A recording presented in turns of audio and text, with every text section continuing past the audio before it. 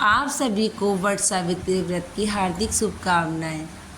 एक बार अश्वपति नाम का राजा था जिसकी पत्नी निसंतान थी। इस प्रकार वो सदैव दुखी रहती थी। एक बार ऋषि के कहने पर उन्होंने सूर्य के देवता सावित्र के सम्मान में अत्यंत समर्पण और आस्था के साथ पूजा की। भगवान इस दंपति की तपस्या और भक्ति से प्रसन्न हुए।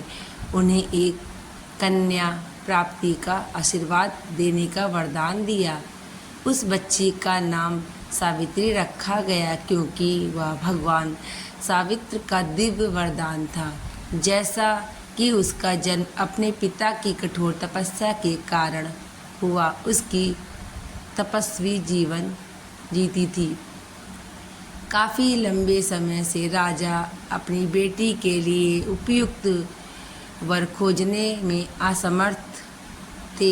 इस प्रकार उन्होंने सावित्री को अपना जीवन साथी स्वयं खोजने के लिए कहा। अपनी यात्रा के दौरान उसने राजा दुष्यंत के पुत्र सत्यवान को पाया। राजा अंधा था और अपना सारा धन और राज्य खो चुका था। सावित्री ने सत्यवान को अपना उपयुक्त साथी के रूप में पाया और फिर अपने राज्य में लौट आई। जब वह घर आई तो नारद मुनि भी वहाँ मौजूद थे। उन्होंने राजा को अपनी पसंद के बारे में बताया।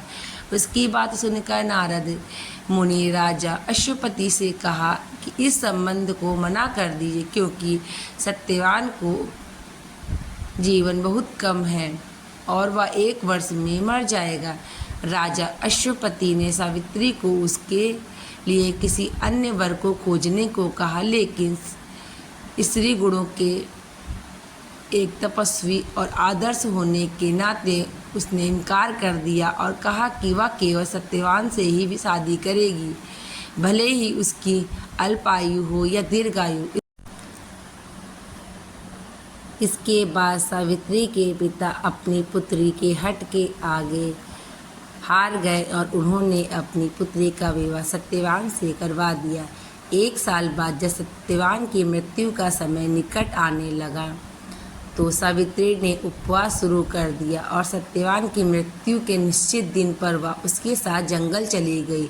अचानक सत्यवान एक बरगद के पेड़ के पास मूर्छित होकर गिर गया। जल्द ही यम प्रकट हुए और सत्यवान की आत्मा को दूर करने ही वाले थे।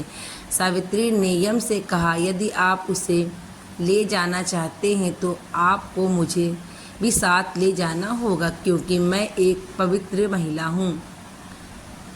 उसके संकल्प और तपस्या को देखकर भगवान यम ने उसे 3 इच्छाएं मांगने का वरदान दिया। अपनी पहली इच्छा में उसने राज्य की बहाली के साथ साथ अपने ससुर की आंखें की रोशनी मांगी।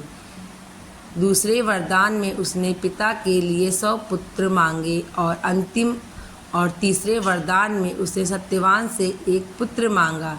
भगवान यम उसकी सभी इच्छाओं के लिए मान गए पर सत्यवान को साथ ले जाने वाले थे।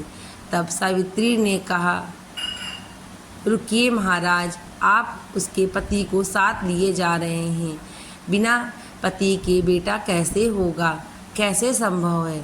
भगवान यम अपने शब्दों में फंस गए और इस तरह उन्हें सावित्री की भक्ति और पवित्रता देखकर सत्यवान के जीवन को वापस करना पड़ा। धन्य है वो माँ सावित्री और धन्य